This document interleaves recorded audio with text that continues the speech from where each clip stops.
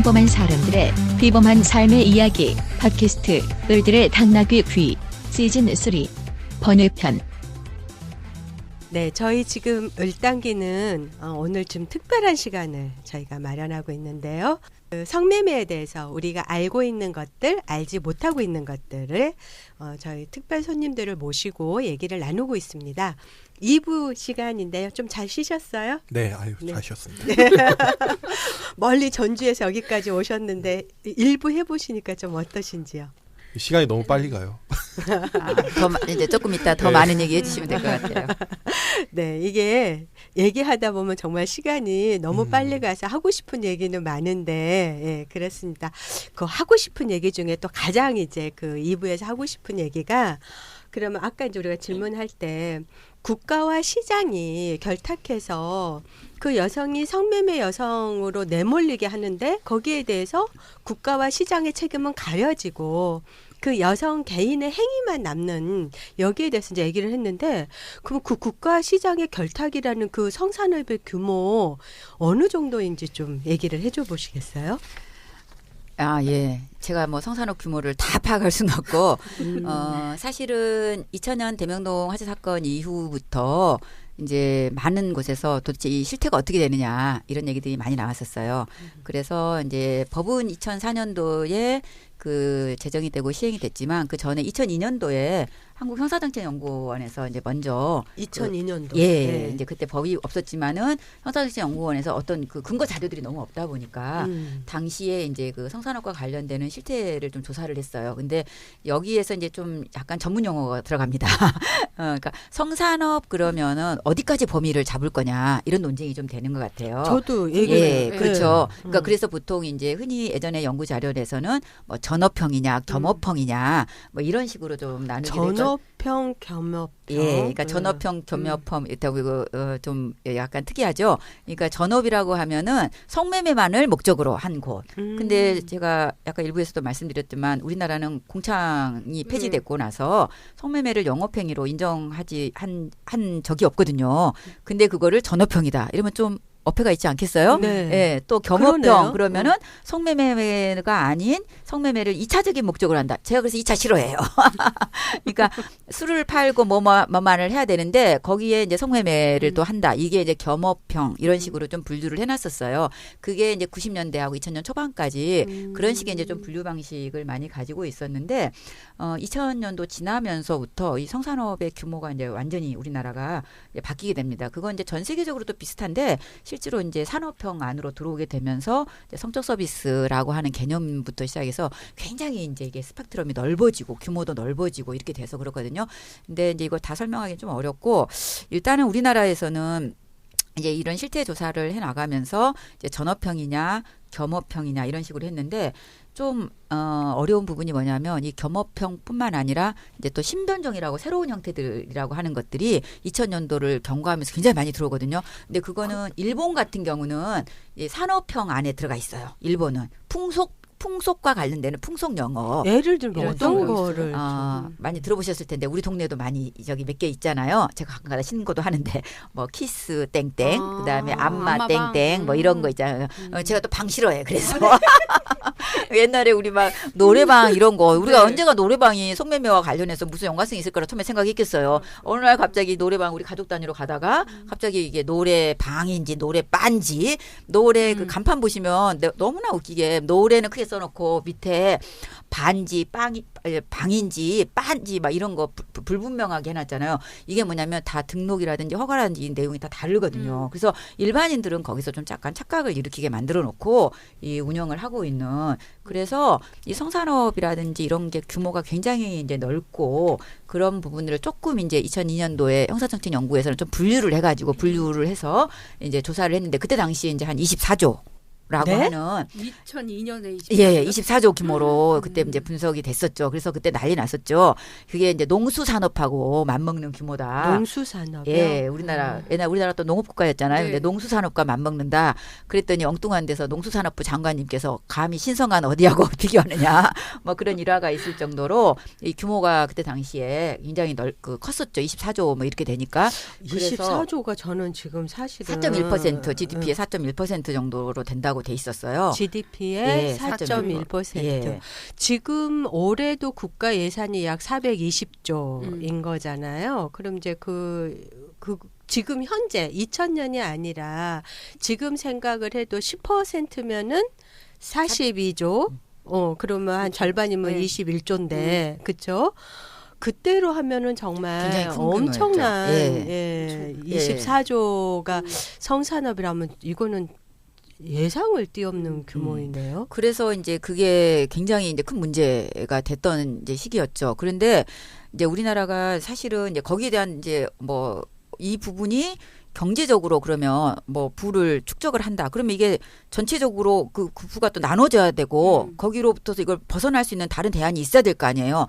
그런데 이제 그 당시에 우리 어떤 문제가 있냐면 신자유주의가 들어오게 되면서 복지라든지 이런 건 다 후퇴되잖아요. 그래서 취약한 상황에 처한 사람들이라든지 좀 더 빈곤한 영역에 있는 사람들은 계속 헤어날 수 없게 되고 계속 이게 이제 빈곤이 이제 재생산되어지는 거. 그래서 여성의 빈곤화, 빈곤의 여성화라고 하는 것이 이제 되풀이되던 시기였어요. 그런데 여기에 대해서 나이도 어리고 묻지도 따지지도 않고 이 성산업이 큰 입을 벌리고 있는 거죠. 여기에 들어와라. 너네 경력도 따지지도 않겠다. 나이가 어릴수록 좋다. 아니, 이거를 우리가 이제 네. 일상화 저열영화 네. 현상이라고 이제 보통 표현을 저희 해요. 딸이 네. 그 아르바이트를 하려고 이제 그 알바하는 뭐 알바 뭐 이런 데 막 땡땡, 가는데 거기에서 엄마 진짜 심각해 이런 얘기를 하더라고요. 그래서 그 시급 높고 이런 걔가 뭐라고 얘기를 해줬는데 그 구인 광고에 그런 거가 대부분 다 이런 성매매로 유입될 수 있는 건데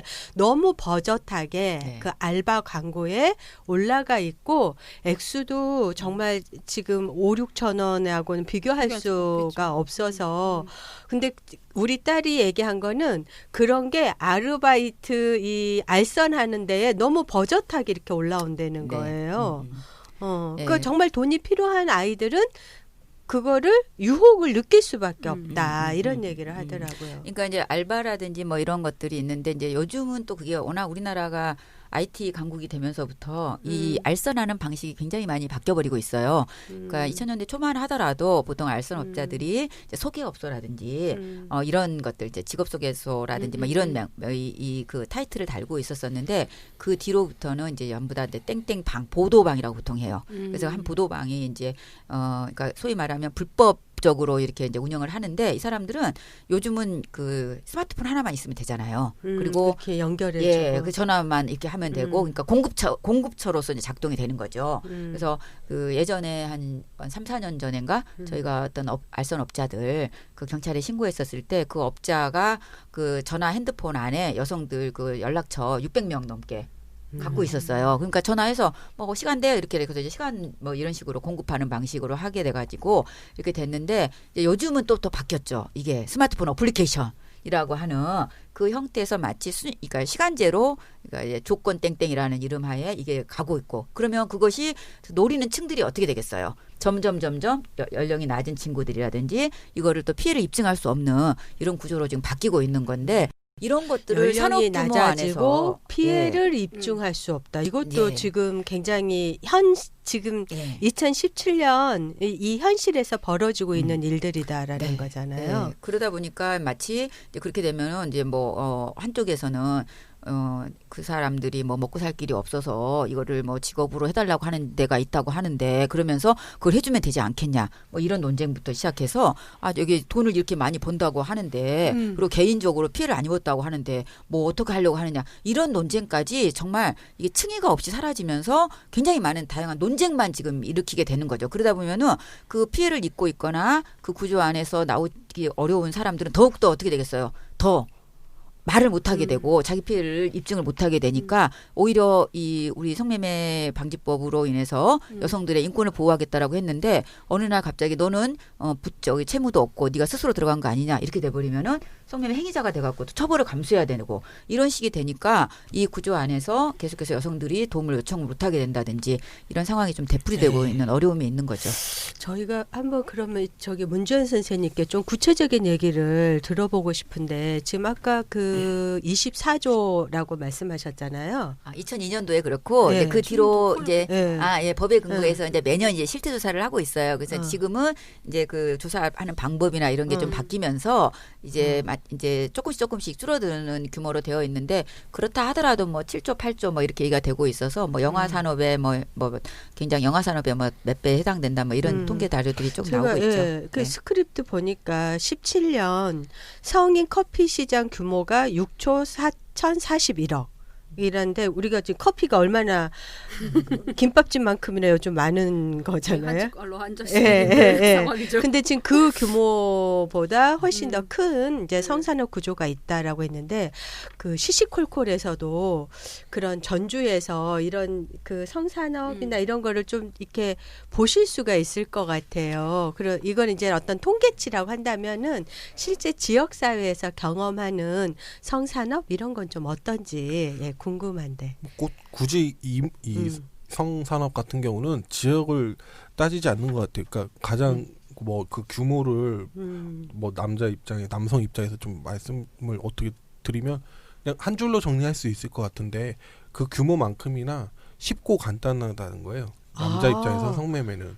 남자 네. 입장에서 성매매는 쉽고 간단하다. 간단하다. 아, 예. 접근성. 그렇죠. 접근성도 그렇고. 네. 그러니까 뭐 예를 들어 이 핸드폰 지금은 아까 말씀하셨지만 이제 스마트폰만 있으면 지금 당장도 사실 성매매를 하겠다라고 마음만 먹으면 쉽게 이제 할 수 있는 거죠. 근데 이제 제가 하고 싶은 말은 그런 거 같아요. 근데 성매매는 분명히 특별법이나 뭐 오랫동안 저도 뭐 그렇게 해도 뭐 교육이라기보다 이제 불법이라고 일단 우리 사회는 어쨌든 약속은 하고 있는 거잖아요. 그런데 한편에서 보면은 이렇게 쉽고 간단하게 남자들이 뭐 할 수 있는 성매매 유입 가서 이제 좀 구매를 할 수 있는 그런 또 구조가 또 한편으로 있고 자 이게 이제 두 개가 서로 이렇게 있다 보니까 그게 어떻게 보면 지금 그 아까 말했던 막 6조, 22조 저는 더 될 수 있을 것 같다는 생각이 들거든요. 얼마 전서부터 저의 그 메신저에 자꾸 조건 만남이 들어오는 거예요. 그러니까 그것도 보통 밤이나 약간 주말 저녁 이런 것 같아요. 이런 때 어플 깔아놓으신 거 아니었어요? 아니 그냥 일반적으로 쓰는 메신저였거든요. 근데 메신저도 약간 네, 뭐 맞아요. 예, 그런 걸로도 되게 쉽게 접근할 수 있겠더라고요. 그러니까 예전에는 이제 쪽지 아주 소박하게 쪽지 이런 거 땡땡 클럽 네. 이런 데 쪽지였다고 한다면 정말 이제 지금은 이제 어플리케이션이 아예 그 방을 또 대여를 해요. 그래서 이제 그 조그만하게 그래서 이제 거기 그게 일종의 이제 광고 행위 이런 걸로 되어 있어서 저희가 이제 좀 그런 것들 못하게 또 법적인 조치를 하긴 했는데 현실에서는 또 적용이 아주 안 되는 것 같아요. 굉장히 핵심적인 얘기를 지금 문주연 선생님께서 해주신 것 같아요. 분명히 이거는 불법인데 너무나 쉽고 간단하게 그러니까 그 불법이면 정말 굉장히 어렵고 힘들고 막 이렇게 막 험난해야 되고 이게 범죄라고 생각한다면은 그게 드러나면 안 되는 건데 이렇게 쉽고 간단하게 남자들은 접근할 수가 있다. 성구매를 하려고 마음만 먹으면 지금 이 순간에도 손가락 몇 번 움직이면 할 수 있다. 이런 얘기신 거잖아요. 네. 그러니까 근데 그게 또 그렇게 좀 해석이 되니까 그런 부분은 제 입장에서는 좀 안타까운 일인데 쉽고 간단하고 또 뭐 성산업 규모는 이만큼 거대하고 그러기 때문에 뭐 성매매는 그 남성의 뭐 욕망을 채워주기 위해서 꼭 필요한 거고 뭐 필요악이다 이런 논리로 이렇게 진행이 되잖아요. 지금도 그렇죠. 네, 지금도 그렇게 되고. 근데 그게 좀 한번 비틀어서 생각하면 왜 이렇게 우리가 쉽고 간단 할 수 있는가 여러 해석이 있을 수 있잖아요. 아까 말씀드렸던 뭐 구조적인 문제에서부터 꼭 이거를 남성의 욕망 남자니까 당연히 갖고 있는 그 욕망을 해소해야 되고 뭐 이렇게 좀 정리되는 게 아니라 그 다양한 사실 뭐 문제 의식이라든지 그런 것들을 좀 들춰내고 좀 이야기하고 거기에서 해법을 또 찾을 필요도 있는데 이게 너무 이제 남자의 욕망 뭐 남자들은 그냥 마치 동물이냐 이렇게 사실 남자들이 들고 일어나야겠네요. 오히려 저는 그런 문제라고 이게 왜냐하면 아까 구조라고도 얘기를 했지만 그 성산업이 그렇게 큰 게 뭐 성매매 직결지가 그만큼 거대한 게 아니잖아요. 뭐 여기에는 뭐 유흥이라든지 아까 뭐 노래 그런 것들이 다 포함이 된 건데 특히 거기에는 저는 하나는 접대 문화 그런 조직 사회에 특히 남자들만 있는 사회도 있겠지만 상하관계가 명확한 이런 곳에서는 쉽게 사실은 접할 수 있는 거거든요. 제가 꼭 가고 싶어 욕망이 있어 이렇게 해서 가는 게 아니라 저 같은 경우도 하나 좀 사례를 말씀을 드리면 제가 이제 20대 초반이었는데 아르바이트를 했어요. 뭐 이런 거창한 직장이 아니라 작은 이제 패스트푸드점 알바를 했는데 뭐 한 이렇게 하다 보면 한 번씩 회식을 하잖아요. 그러면 이제 거기에 점장님이 좀 이제 남자들 좀 그리고 나이 좀 약간 있고 이렇게 좀 자기가 봤을 때 마음에 드는 이 친구들은 좀 딱 막 믿고 뭔가 맡기고 그럼 이 친구들이 좀 밑에 다시 또 관리하는 이런 중간에 이치 있는 남자들끼리 회식이 딱 1차가 끝나고 따라와 하면서 가게 된 게 이제 노래방이었고 거기에서 이제 이제 여성을 불러서 처음으로 20대 그게 초반이었는데요.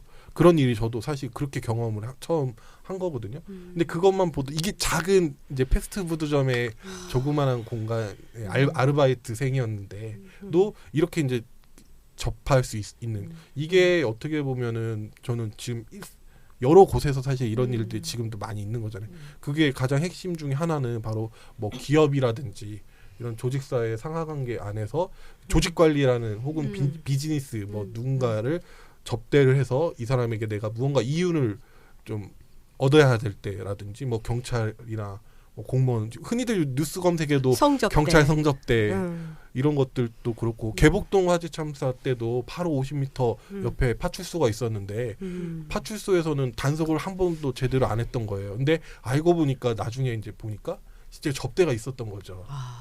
그런 것처럼 뭐 이런 것들이 너무 일상적으로 또 있는 이런 부분에 대해서도 사실은 어떻게 이러한 것들을 근절하든지 어떻게 해결할 이런 방안을 모색하는 이런 고민도 해야 되는데 이게 이제 쉽고 단순하고 거대하기 때문에 남성들의 뭐 욕망 이렇게 이제 처리가 되면 그러한 부분들의 좀 부조리 같은 것들은 뭐 논의조차도 안 되는 거죠. 남성들의 욕망이란 말은 그냥 면죄부를 주기 위한 사실 그 얘기인 것 같고 사실 뭐 다 잘 살고 싶고 그렇다고 해서 남의 물건을 빼앗거나 폭력을 행사하면 안 된다는 이런 건 다 사회적 합의가 되어 있는 건데 이거는 굳이 남성의 욕망이란 거를 드러내면서 마치 근절되지 못할 문제로 포장을 하는 것 같고 지금 제 머릿속에 떠오른 거는 베테랑 뭐 이런 영화들에서 전 내부자들. 네. 항상 그 룸살롱 같은 그런 성 서비스 하는 곳이 나오고 그런 다음에 거기에서 뭐 이렇게 거래가 되는데 지금 약간 저는 지금 문주현 선생님 얘기 듣고 충격적인 게 편의점에서 중간 편의점인가요? 패스트푸드점에서 중간 리더인 남성들의 결속력을 강화하기 위한 목적으로 그러한 그 성매매 행위가 행해지면서 그러한 비밀을 공유한 남성 집단 우리는 그래서 이렇게 결속력이 강화되는 남성연대를 강화하는 남성연대를 강화하는 이게 패스트푸드점에서 저기 뭐 검찰 경찰에서 까지 일관되게 작동되는 이 성매매의 이 담론과 구조 정말 충격적이고요. 매주 쌤 너무 충격받으셨나 봐요. 아니 저는 그게 막 이렇게 뭐 이렇게 대가성이 굉장히 좀 있는 그런 데서의 그 거래를 위해서라고 생각했지 패스트푸드점까지는 또 생각을. 근데 저도 그렇게 좀 상하관계가 명확한 곳에서 일해본 거는 그때가 이제 처음이었고 그 후에 일했던 곳들은 다 이제 그런 상하관계가 이렇게 명확하거나 그런 건 아니었는데 그런 공간에서는 사실 이런 얘기들 뭐 우리 회식하고 남자들끼리 모여 하고 어디 가자 이런 식의 문화는 이제 저는 이제 그 후로는 경험한 적은 없거든요. 그러니까 이거는 뭐 남성의 물론 여기에도 남성의 욕망이나 이런 것들이 있겠지만 그거보다 더 우선적인 건 그 조직 사회의 좀 폐쇄적인 부분이라든지 그 상하 위계관계의 명확함으로 이런 조직 구조에 사실은 문제도 있는 그런 건데 접대 문화, 접대 문화라든지 그런 것도 있는 건데 그런 거는 사실은 이제 지금 이런 성매매 뭐 예를 들어 찬반 논란이라든지 이런 거에는 좀 없죠. 저희. 근데 좀 그게 우리나라 같은 경우 이제 좀 산업화 과정에서 이게 이제 성매매라고 하는 부분이 이전에 있었던 것과 이 산업화 과정이 결합되면서 이제 접대 비즈니스. 그러니까 이 영역으로 이제 자리를 잡은 거죠. 심지어 이제 외국에서 온 많은 사람들도 얘기를 하는데 자기네 나라에서는 절대 그렇게 안 하거든요. 근데 한국에 오면은 당연히 접대를 받아야 되는 거. 그리고 그 접대 장소에는 반드시 여성이 나오는 거. 그리고 여성이 나오면 반드시 나가서 잠자리까지 봐줘야 되는 거. 이런 것들이 그거를 저는 이제 뭐 많은 사람들이 성폭력도 문화냐 뭐 이런 식의 얘기를 하면서 성폭력 문화, 남성 중심 문화 이렇게 했는데 저는 그건 범죄지 사실은 문화는 아니라고 생각하는 사람이에요. 이번에 이제 그 실명 거론해도 되나요? 뭐 상관없습니다.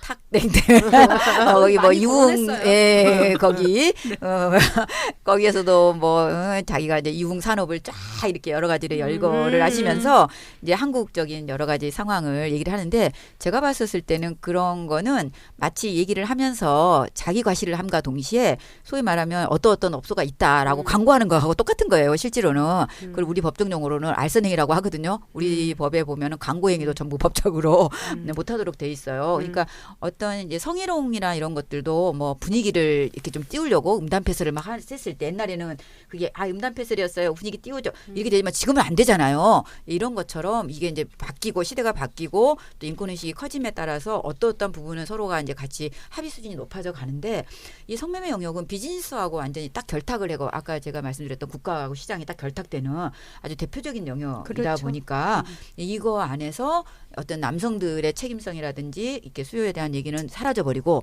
이제 여성들도 너도 즐기지 않았냐 예를 들면 너도 돈을 벌었지 않았냐 이렇게 간다는 거죠. 근데 진짜 돈을 번 사람은 여성이 아니라는 거예요.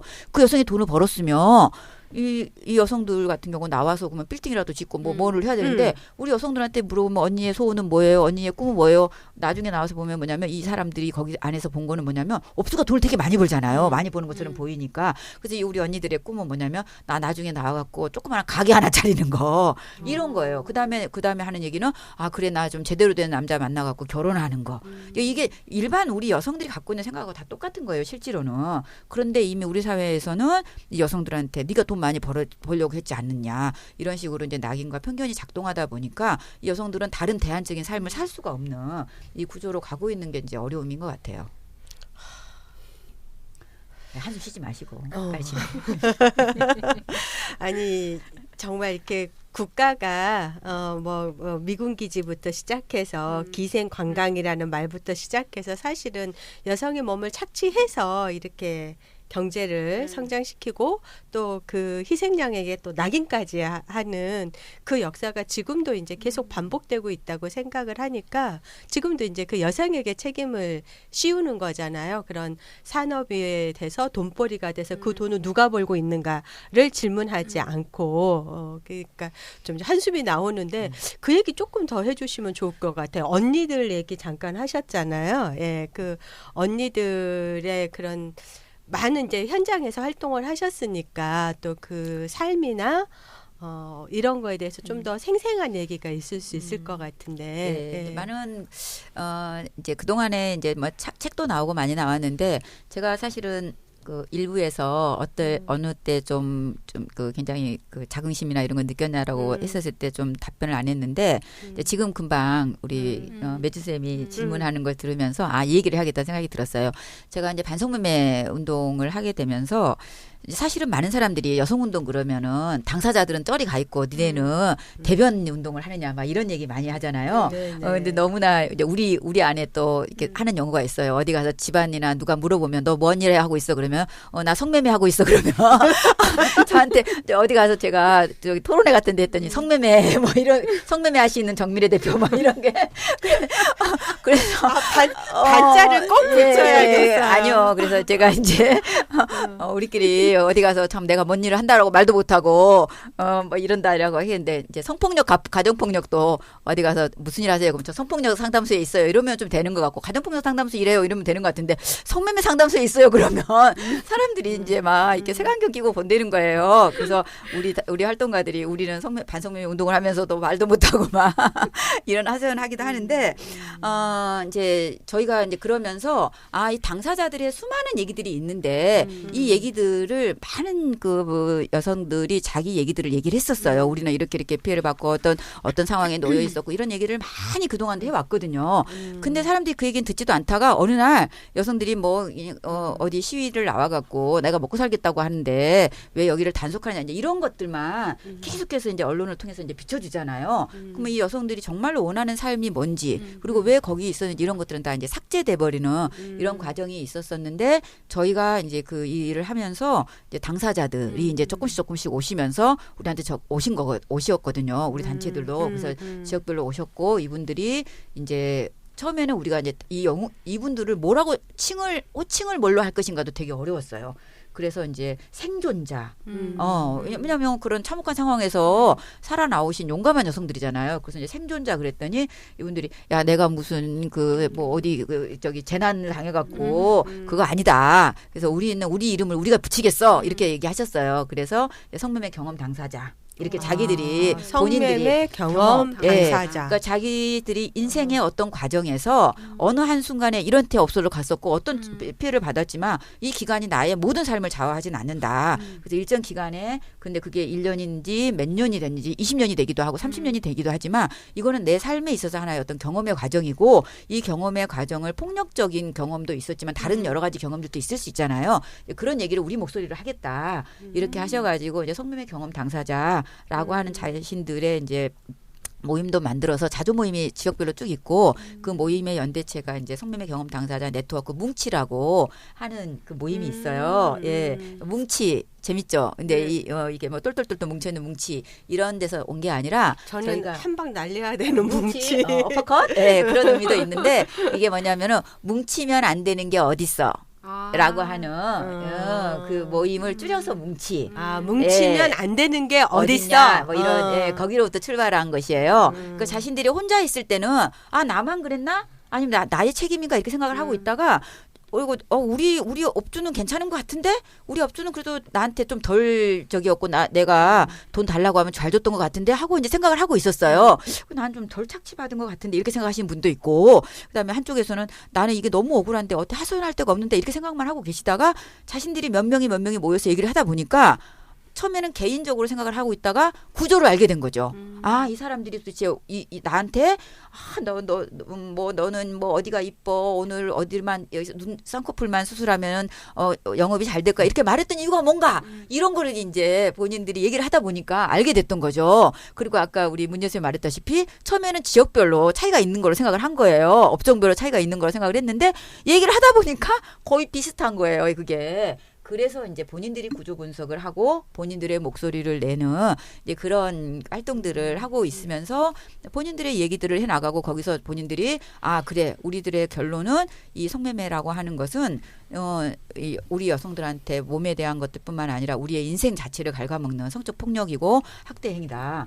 이제 이렇게 이제 정리를 하시면서 이제 이렇게 같이 저희들이랑 같이 반성매매 운동을 함께 나가는 과정이 있거든요. 그러니까 이게 중요한 거는 당사자들의 목소리를 가지고 가는데 또 당사자들의 목소리는 또 여러 층위가 있을 수 있잖아요. 예를 들면은 아까 뭐 말씀하셨다시피 뭐 합법화를 요구하는 데도 있고 뭐 여기를 직업으로 인정해달라는 요구들도 있고 여러 가지가 있을 수 있어요. 그리고 유흥주점에 계시는 분들의 얘기들도 또 여러 가지 얘기가 들어와요. 그 얘기들도. 근데 그거를 저희가 뭐 선별적으로 얘기를 하는 게 아니라 모았을 때 어떤 구조를 좀 해결하면 좋겠다. 이런 걸 같이 이제 운동해 가는 데 있어서 함께 힘을 모으는 거죠. 실제로는. 그랬을 때 좀 가능하면 이쪽 얘기는 배제되지 않도록 이렇게 좀 갔으면 좋겠다. 이렇게 생각을 하지만 실제로는 이게 어려운 부분이 좀 많이 있긴 해요. 또. 예.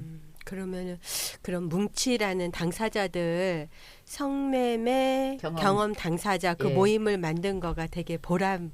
예, 이제 제가 만드는 건 아니고 저희가 이제 그런 기회만 제공했죠. 장소 이렇게 어떤 그런 것만 제공을 했고 본인들이 모여서 계속 이 모임을 오랫동안 유지해오고 스스로 지금도 운영해 나가고 그리고 있고. 그분들이 이게 이제 그 성매매가 이루어지는 이거가 어떤 여성에 대한 성적 폭력이라고 하는 것을 본인들이 이 구조도 분석을 하시고 뭐 얘기하시면서 지금은 이제 그러면 굉장히 이런 그 반성매매 운동을 좀 열심히 하시겠네요. 이분들이. 그래서 이제 근데 이분들이 원래 오늘도 같이 좀 나왔으면 했었었는데 이제 지역적으로는 이제 토크 콘서트도 하고 다니고 원래 말하기 대회를 많이 했어요. 그러니까 이 사람들의 말이 여러 번 얘기를 했는데도 사회에서는 이 사람들 얘기를 듣지를 않고 계속 뭐 네가 어떤 피해를 입었어 이것만 묻게 되는 거죠. 근데 그 경험에 대해서는 마치 안 묻고 네가 업주한테 두드러 맞았냐 안 했느냐. 그 피해 여성으로만 이렇게 자꾸 얘기를 하게 되는데 얘기하는구나. 그건 단순한 법적 개념이거든요. 예, 사람이 어디 구조에 있었다고 해서 하루 종일 내가 거기서 뭐 저기만 하는 게 아니잖아요. 그렇죠. 살아가는 다른 방법들이 있는 거잖아요. 그렇죠. 그런데 그거를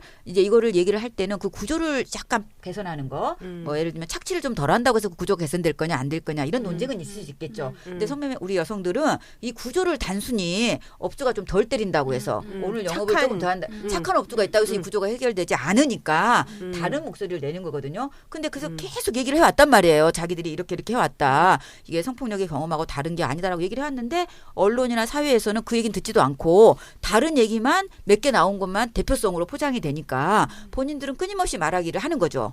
예, 그리고 그 저희들은 이분들이 그 말할 수 있는 환경을 만들어드리고 이거 조금 더 말을 할 수 있도록 해주는 건데 그게 이제 본인들이 말하기 대회라든지 이런 걸 좀 몇 개 했었어요. 그리고 지금 최근에 몇 년 동안은 저희가 지역별로 다니면서 토크 콘서트라 그래가지고 일정 집단에서 이제 요청을 하면은 가서 이제 한 2시간, 3시간 넘게 계속해서 이제 그 여러 경험들을 얘기를 해드리면서 이제 설명도 해드리고 질문도 받고 이러면서 토론도 하고 이러는 과정들로 지금 열심히 활동하고 계십니다. 그리고 국제연대도 하고 계세요. 그래서 이제 전 세계적으로 이런 모임을 하고 있는 당사자들이 좀 많이 있어요. 그래서 외국에서 오신 분들도 있고 이렇게 해서 이제 그 전 세계적인 연대체를 또 꾸려가지고 본인들의 목소리를 또 계속 내기도 하고 얼마 전에 그 엠네스티에서도 또 뭐 여러 가지 논쟁이 있었잖아요. 예, 그리고 우리나라도 뭐 이연대처럼 논쟁이 있었을 때 아예 본인들의 목소리로 의견서도 내고 거기다가 계속해서 입장도 내고 이러면서 거기에 우리들의 목소리가 이제 반영될 수 있도록 하는 그런 활동들을 정말 열심히 하고 계세요.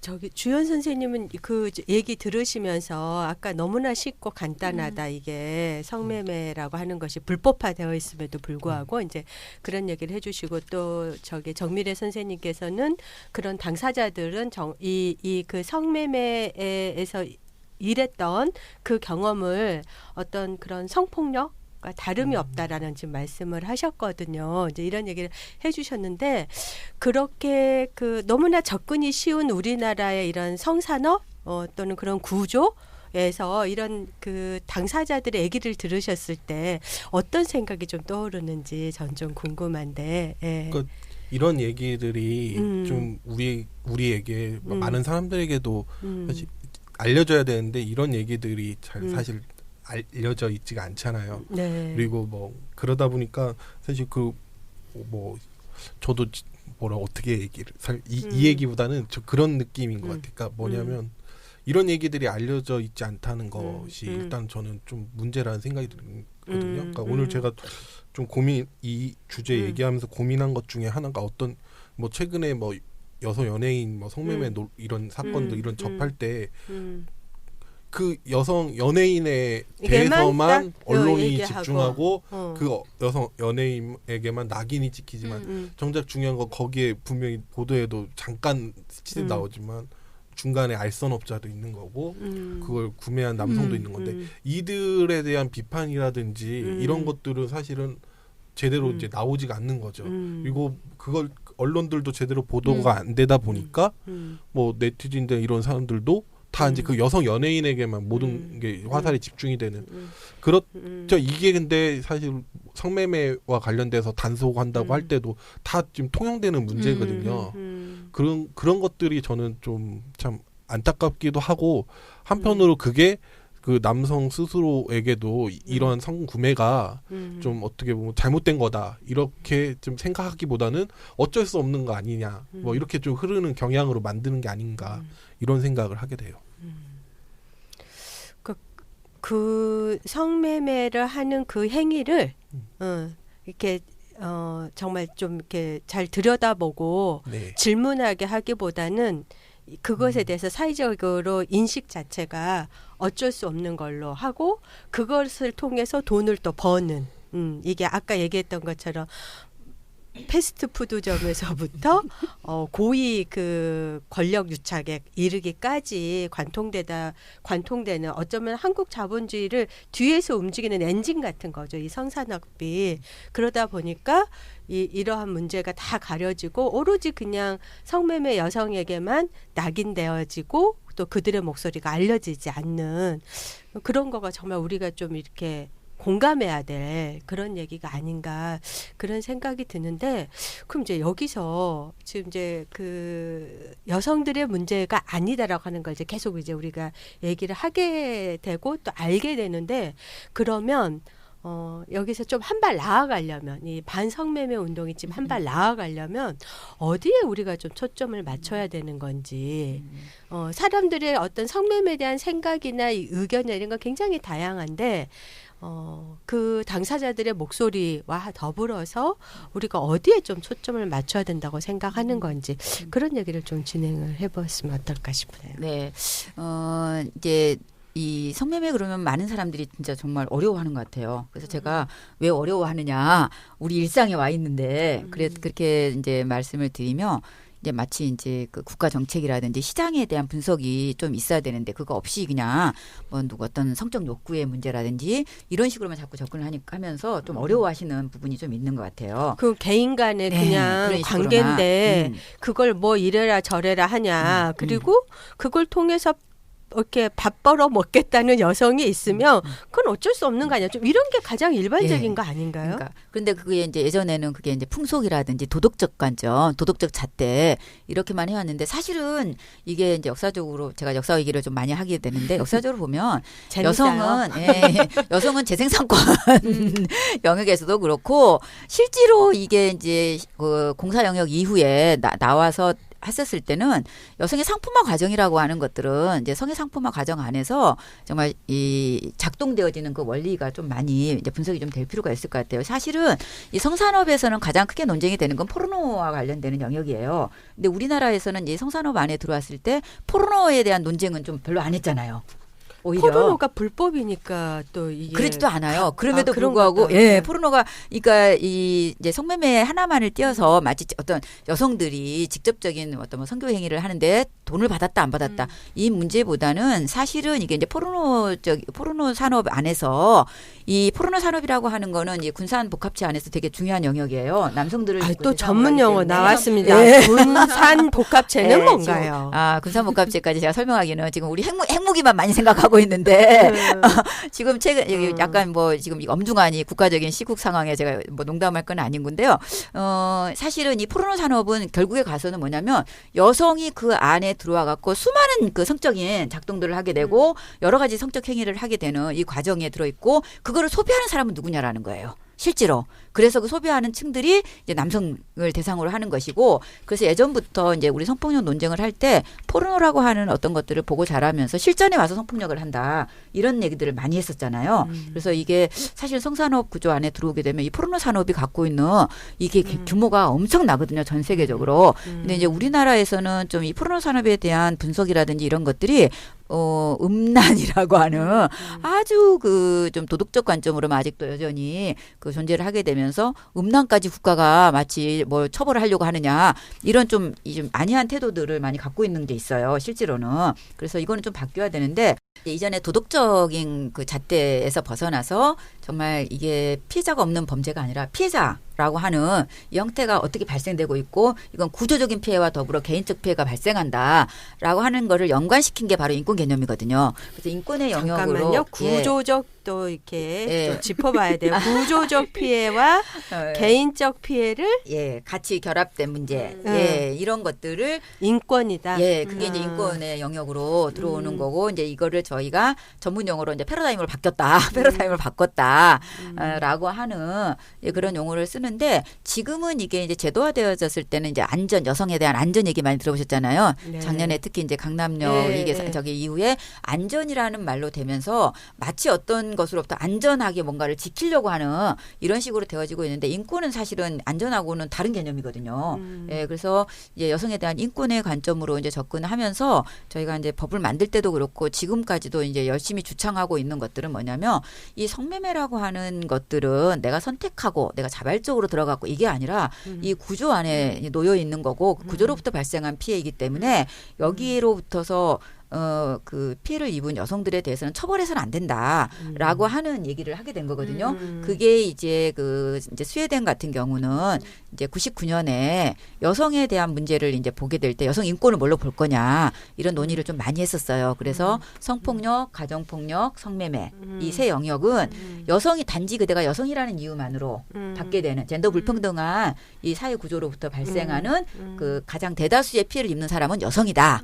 라고 하는 규정 때문에 그 이제 여성에 대한 그 인권법을 따로 만들었어요. 그래서 여성들은 국가가 어떻게 이 부분에 대해서 다른 혜택을 주고 복지 혜택도 주고 이러면서 이런 폭력 피해 여성들에 대해서 국가가 잘 보호할 것인가 그리고 지원을 잘 할 것인가 이런 것들이 좀 만들어졌는데 사실 이제 우리는 이제 법을 만들 때도 그렇고 그때 당시에 사회적 담론이 그 여성에 여전히 책임을 묻는 구조로 가다 보니까 이 여성들을 강제와 자발로 나눠놓고 마치 강제로 간 사람들은 그래 국가가 그러면 여기 강제로 왔으니까 좀 보호해줄게. 그래서 그 사람들은 성매매 피해자라는 개념으로 이제 국가가 마치 보호해주는 것처럼 그 보호가 다른 게 아니에요. 그냥 형사 면책이에요. 처벌하지 않겠다는 뜻이에요. 보호도 별로 없고 이제 그런 걸로 갔고 그러지 않고 아 내가 그냥 돈 벌려고 했어요. 이런 걸 이제 우리가 보통 자발이라고 얘기를 하는데 근데 법적 규정은 자발보다는 단순 성매매라고 쓰고 있어요. 그건 바로 뭐냐면 알선이라든지 중간에 브로커 없이 매개자 없이 그냥 혼자서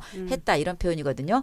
그런 사람은 성매매 행위자처럼 돼가지고 이제 이분이 이제 처벌을 감수해야 되는 이런 상황이 왔다라는 거죠. 그래서 우리가 이 여성 인권이고 지금 국제사회에 변동하고 있는 이런 전지구적인 성착취에 우리가 대응하는 과정이기 때문에 그래도 우리가 좀 법을 만들 때는 좀 그래도 미래지향적으로 만들어야 되잖아요. 네. 그리고 더 이상의 피해가 발생하지 않도록 이걸 만들어야 되기 때문에 여성들에 대해서는 처벌을 해서는 안 된다. 이런 거를 많이 이제 저희가 요구를 했지만 이제 법은 또 제정되는 과정에서는 당시 또 국민의 수준이라든지 담론 수준이라든지 뭐 합의 수준 이런 것 때문에 지금 이제 분리되어 있는 거죠. 근데 이제 최근 들어서 이제 또 많은 논쟁이나 다양한 담론들이 형성이 되어지면서 이제 성매매 여성들에 대해서는 이 여성들이 성매매에 들어갈 수밖에 없는 구조의 문제라든지 또 개인의 여러 가지 취약한 상황이 계속 발생하잖아요.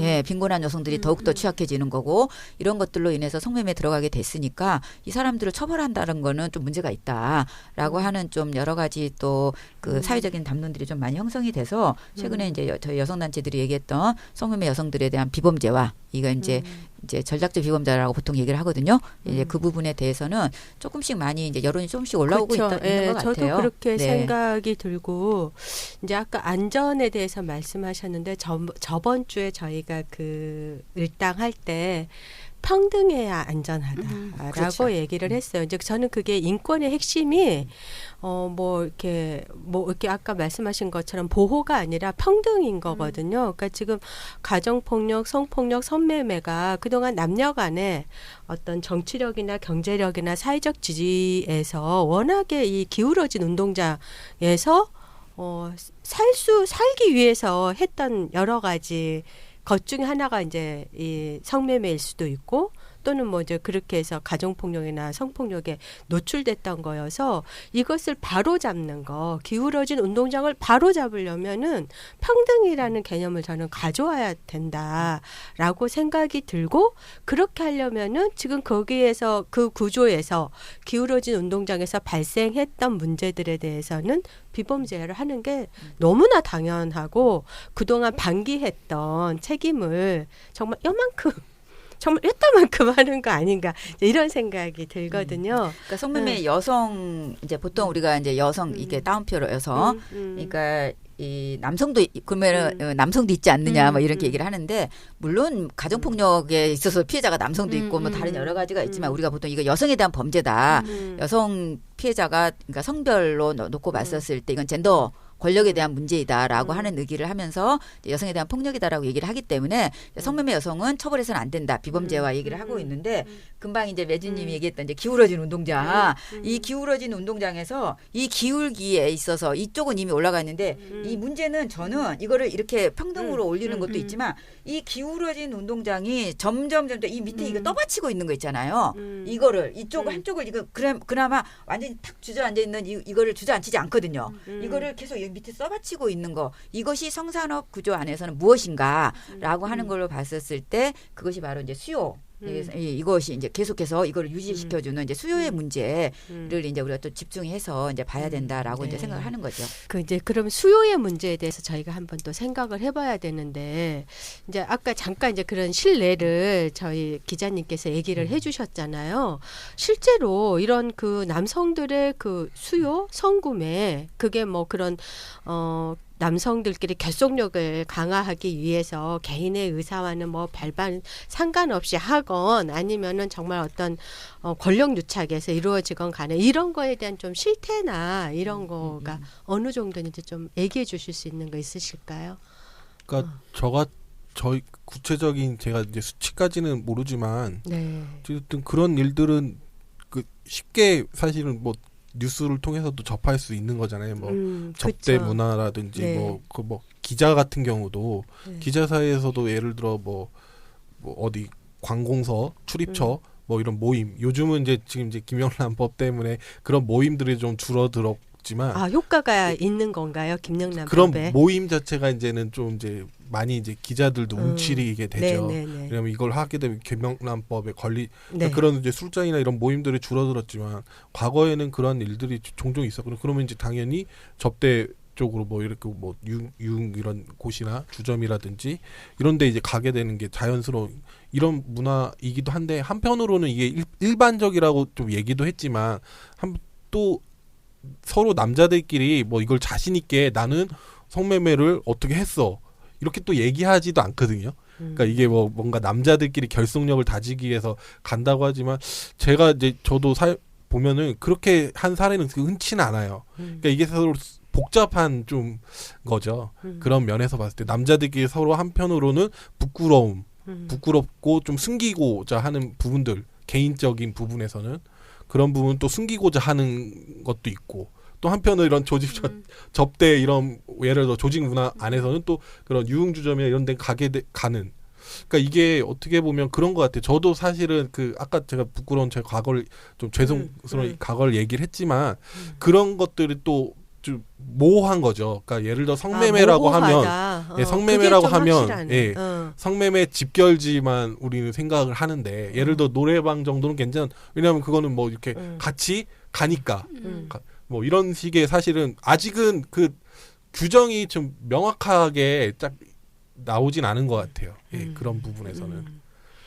모호하다라는 게 남성들이 느끼는 혼란에서는 개인적으로 성구매를 한다는 건 좀 부끄럽지만 또 워낙 이런 게 사회적 분위기나 이런 게 있으니까 어떠한 태도를 취할까에서 좀 모호함이라는 게 굉장히 현재 상황을 잘 설명해 준다라는 생각은 드는데 혹시 실태조사 결과 같은 건 없나요? 이 부분에서? 실태조사 결과가 이제 있죠. 그런데 네. 이제 이 실태조사에 대해서도 논쟁이 좀 많기는 하고 그 논쟁이라고 하는 건 다른 것보다는 이 성매매 관련돼서 그리고 성산업 규모와 관련해서 이제 실태 조사를 할 때 이제 이 표본이라든지 그다음에 이제 그 이 조사 방법에 있어서 윤리성의 문제 몇 가지가 있어요. 아까 말씀드렸다시피 업소에 갔는데 여기 선생님네 업소에서는 알선을 하시나요? 이렇게 물어보면은 뭐라고 안 한다 답변하겠어요? 그러죠. 그렇잖아요. 그러니까는 그거를 이제 아까 제가 우리 그 자원활동가들 데려다가 꼬셔가지고 조사하라고요. 이제 이렇게 되면 이제 국가 통계로 나오려면은 이제 신빙성이라든지 여러 가지 문제가 이제 작동하다 보니까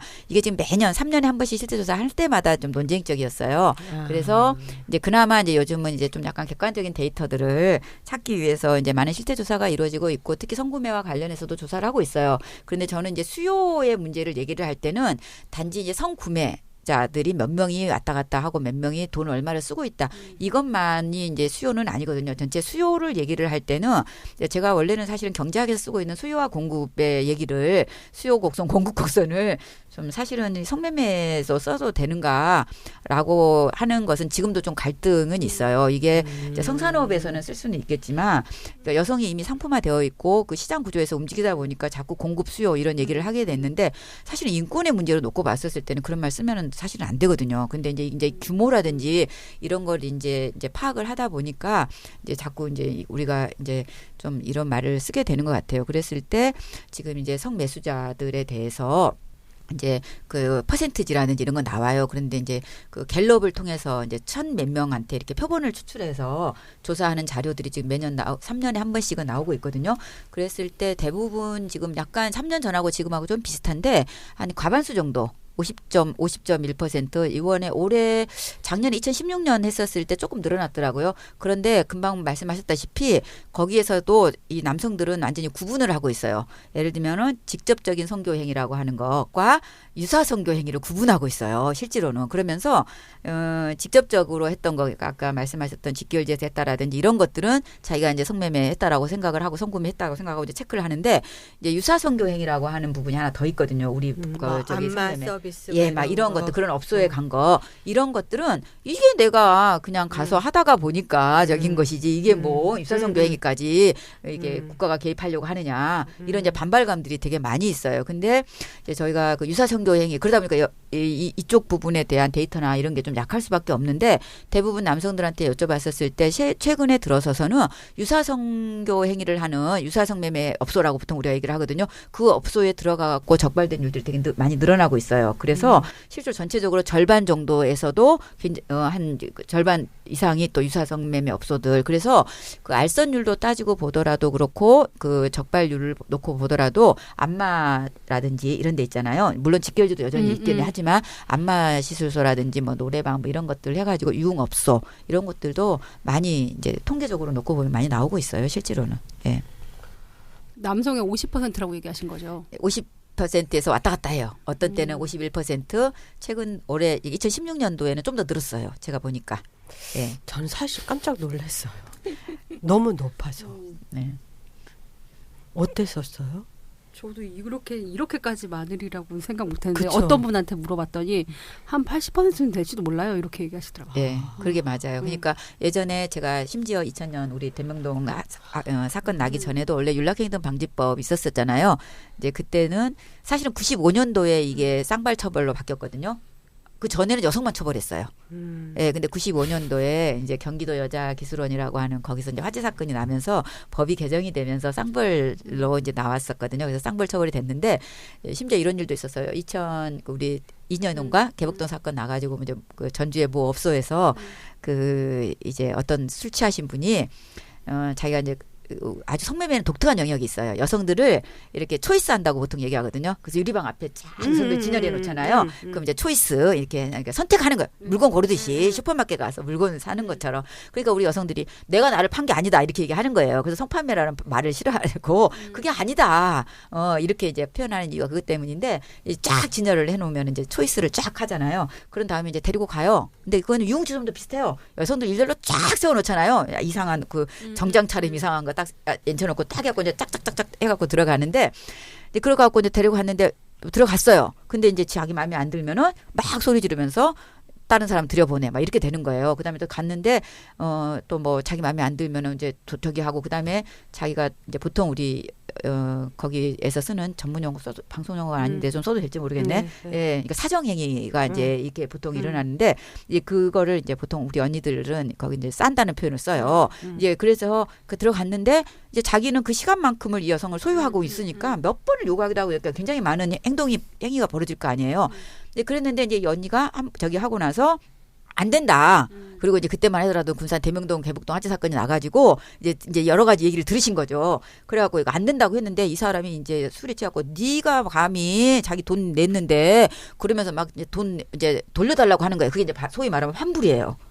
이게 사람을 놓고 이제 또 돈 내놓으라고 해요. 그러면 이제 업주들 입장에서는 시끄러워지면은 이제 경찰 뜨고 이러면은 이제 안 될 거 아니에요. 그러면 어떻게 하겠어요? 여성한테 야 그냥 네가 참아. 근데 여성 입장에서는 그날 돈 때문에 한 건데 저기 안 하게 되면은 이거 얼마나 굴욕적이기도 하고 얼마나 이게 말이 안 되잖아요. 그래도 참아야 돼요. 거기서는.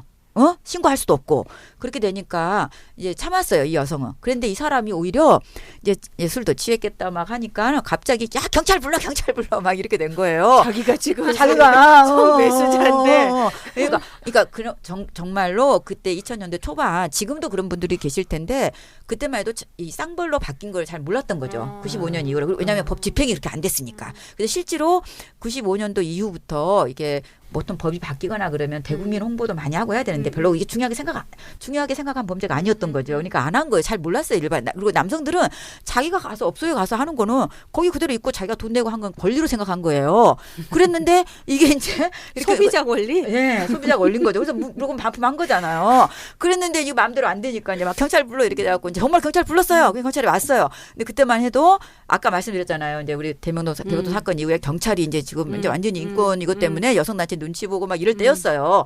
그래서 이제 불렀어요. 근데 이제 갔는데 경찰이 좀 이제 너무 이제 모호하니까 갔는데 그때 이제 저희가 상담소 하고 있었었는데 저희가 이제 저희를 부른 거죠. 그래서 저희가 이제 야밤에도 갔어요. 갔더니 이제 이 사람 막 길거리에서 막 이제 쟤들이 막 욕하고 막 계셨어요. 사실은. 그래서 근데 경찰이 이제 타시라고 그랬더니 자기가 이제 뭐 가자고 경찰서 가자고 막 해갖고 이제 탔어요. 그리고 언니도 타고 가는데 이제 가다가 이제 그 선생님도 여기에서 처벌될 수 있습니다라고 이제 경찰이 이제 고지를 한 거예요. 이제 우리가 있으니까.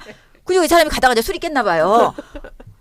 차 멈추라고. 차 멈추라고. 그러면서 내가 왜 그러냐 그러니까 법이 그렇습니다 했더니 막 법 욕을 막 XX 하더니 그래? 그럼 없었던 걸로 하려는 거예요. 그러니까 신고 안 한 걸로 해달라고. 근데 형사처벌은 그렇게 안 되거든요. 형사법은. 그렇죠. 그래갖고 이제 결국은 가셨고 이제 저희가 있는데 그러니까 이제 이런 참 정말로 이제 지금도 막 그런 분들 몇세요. 그래서 지금은 이제 이제 여러 가지 법제도가 있긴 하지만 우리의 의식 구조나 이렇게 문화적인 관행이라고 하는 게 쉽게 안 바뀌는 것이 있는 건데 이런 것들이 여전히 아까 말씀드렸 뭐 몇 가지 해주셨다시피 너무 일상화되었고 아직도 업소가 있고 거기 이렇게 했는데 왜 여기 아니야? 라고 하면서 그 불만이 마치 이걸 못하게 하는 이 법이 문제야 이런 식으로 이게 접근하게 하는 이런 어려움이 좀 굉장히 많이 이제 현장에서 있는 것 같습니다. 저는 그런 부분도 있는 것 같아요. 그러니까 이거를 남자와 여자의 문제 이렇게 좀 우리가 계속 성매매 문제를 보다 보니까 놓치는 게 저는 그런 중간에서 그렇다면 수십조가 되는 이 성매매 산업 혹은 이 돈을 가져가는 사람은 누구인가 이걸 한번 좀 따져볼 필요가 있다는 생각이 들거든요. 저도 그래요. 예, 그러니까 근데 저희 이 쉽게 알기로는 뭔가 뭐 명품백 하면서 뭐 성매매하는 여성들이 명품백이나 이런 걸 들고 다니고 뭔가 이렇게 되게 이렇게만 사실 포장이 되어 있지만 명품백도 사실 그 수십조 안에 명품백 그 가격 몇 푼 안 되잖아요. 근데 그렇다면 그 수십조의 그 이른바 뭐 산업으로까지 규정이 되는 그 돈을 누가 가져가는가 봤을 때 과연 정말 대부분의 그 돈을 성매매 여성들이 가져갈까? 저는 한번 그런 부분을 좀 고민하고 의심할 필요가 있다는 생각이 들거든요. 그러니까 아까 그 뭐 여성 연예인 그 성매매 사건 그 얘기할 때도 여성에게 집중이 된다라는 게 저는 그런 부분이 그러니까 한편 여성에게 집중된 그 시선을 좀 돌려서 그럼 한번 그 권력 그 알선을 하고 있는 사람들이라든지 그 구조들을 한번 살펴볼 필요도 있겠다. 그 사람 그런 것들이 좀 구체적으로 드러나면 그러면 좀 시선이 좀 바뀌지 않을까? 한편 많은 남성들도 이게 하나하나 여러 다양한 성매매 이게 성매매야? 이건 아니지 않을까? 이런 혼란이라든지 혹은 있을 수 있는데 이런 것들도 만약에 그런 시선들이 알선 업자들 그런 권력에게 좀 비춰진다고 하면 어느 정도는 사실 좀 개선되지 않을까라는 생각이 들어요. 정말. 금방 그 말씀하시니까 이제 지금 갑자기 드는 생각이 우리 그 2004년도에 성매매 방지법이라고 하는 게 시행되고 났었을 때 그때 이제 저희가 이제 긴급 대책본부라고 하는 걸 하나 세웠었거든요. 그때 정말 그 많이 왔던 전화가 업주나 이런 사람들이 전화하지 않아요. 주변에 있었던 가게, 미용실, 세탁소, 그다음에 슈퍼마켓 주인 이제 이런 분들이 이제 우리 뭐 먹고 살아라라고 지금 없애냐. 이렇게 전화하신 거예요. 이상한 법 만들라고. 그 바로 얘기가 뭐냐면은 이 여성들을 중심으로 해서 업소를 주변으로 해서 먹고 살았던 수많은 분들이 이제 우리 뭐 먹고 살려고 지금 이 법을 만들었냐 막 이렇게 이제 전화 전화 와가지고 욕하고 막 하셨었어요. 그래서 이제 사실 군산 대명동 개포동 때도 마찬가지거든요. 실제로 그 지역이 우리 지역 경제 다 망했다. 그래서 제가 이제 그때 말씀드렸던 게 그러면 그 동안에 여성들을 이렇게 해가지고 이게 우리가 함께 먹고 살았다라고 한다면 그럼 이 여성들은 앞으로 어떻게 살으라는 얘기냐? 앞으로 이 여성들에 대한 보상을 뭘로 할 것이냐? 우리가 거기에 대한 책임을 져야 되지 않겠냐? 이제 제가 막 했었었는데 잘 안 되더라고요. 그런 과정들이. 그래서 정말 우리가 좀 마침 무슨 먹고 사는 것에 어떤 것들을 다른 데는 다 기준을 정해놓고 하면서 여성들의 몸을 착취하고 이렇게 하는 것들을 마치 거기를 인정해주면 될 것처럼 보는 거 이런 것들은 정말 우리가 좀 함께 극복해 나가고 해소해야 될 부분인 것 같아요. 이제 지금은 이 산업 구조가 너무 많이 바뀌어가지고 심지어 강남의 성형외과가 뭘로 돈을 벌었겠어요? 예를 들면 그렇죠. 그 예, 테프로라고 그러니까. 하는 성형. 뭐 그런 거. 그러니까 제가 사실은 그 원래 그 프로포폴 있잖아요. 네. 이거 그것도 우리 잘 몰랐어요. 제가 모르다가 정말 10년 전에 이제 그 강남에 계시는 어떤 언니가 업소에 계시는 언니가 저희가 상담을 하게 됐었을 때 뭐 주사 우유 주사를 맞으셨다는 거예요. 그래서 저는 그땐 잘 몰라갖고 이렇게 링겔에다가 우유를 넣어가지고 여기다가 이렇게 이제 꽂아서 이렇게 하면은 진짜 우유, 네. 밀크. 우유 주사라고 말씀을 하시길래 저 그렇게 생각을 하고 아니 그럼 우유를 여기다 놓으면 혈관이 괜찮아요? 제가 우유를 물어봤더니 이 무식한 거 막 알고 봤더니 그게 프로포폴이더라고요. 그러고 나서 몇 년 있다가 이제 그게 수면 네. 마취약으로 되고 그거를 예전에만 하더라도 여성들이 업소에 있을 때 막 쌍꺼풀 하나만 했잖아요. 이제 지금은 전신 성형 가게 되고 지금은 이게 마치 이제 성형의 유행처럼 되고 반드시 필수 코스가 되어지면서 이거를 배불리게 먹여주고 있는 것들이 이제 사채 시장과 모든 것들이 결탁해서 들어가는 그렇죠. 구조들을 형성하는 거거든요. 그러니까 이게 실질적으로 이 기반을 떠받치고 있는 게 무엇인가라고 하는 것들을 가지 않으면은 마치 여성들이 자기들이 먹고 살기 위해서 뭐를 한다. 여성들은 먹고 살기 위해서 당연히 뭔가를 해야죠. 하기는. 그랬을 때 이 구조를 어떻게 바꿀 건가에 대해서는 좀 많은 고민이 필요하고 논의가 필요한 것 같아요. 흔히 이제 사람들이 뭐 여자들은 좋겠다. 몸만 있으면 굶을 일은 없잖아. 뭐 이런 그 굉장히 비아냥거리는 말들을 많이 하는데 이제 아까 말씀하신 것처럼 사실은 아까 24조 의 명품백은 정말 극히 일부인데 그거 하나를 드러내서 마치 몸만으로 편히 먹고 사는 여성처럼 비난하는 이제 그런 거는 정말 해서는 안 되겠다 이런 이제 생각이 드는데 정말 그러면은 여기에서 그런 이 수요 이 성매매가 계속 발생하도록 하는 이 수요를 좀 더 어떻게 그러면 좀 효과적으로 차단을 해야 될까? 이게 그럼 남성들 개인에게 우리가 윤리적으로 호소를 그거는 폭력이에요. 막 이러면서 한다는 건 참 어렵잖아요. 그러면 이거를 좀 어떻게 우리가 효과적으로 할 수 있을까? 이런 것도 저는 사실 좀 고민이 되는 지점인 것 같아요. 그런 모호함에서 벗어나서 이게 어떤 그런 우식 구조나 문화적 간행만이 아니라 경제적으로나 정치적으로 취약한 여성들이 빈곤의 함정에 빠지게 되고 그래서 유입되고 있다라고 하는 것을 좀 자각하면서 이 수요를 차단시켜야 될 텐데 좀 그런 얘기를 좀 나눠봤으면 하는 생각이 드네요. 뭐 방법이 없나요? 좀 시시콜콜해서 얘기하시면서 시시콜콜 나눈 얘기는 없나요?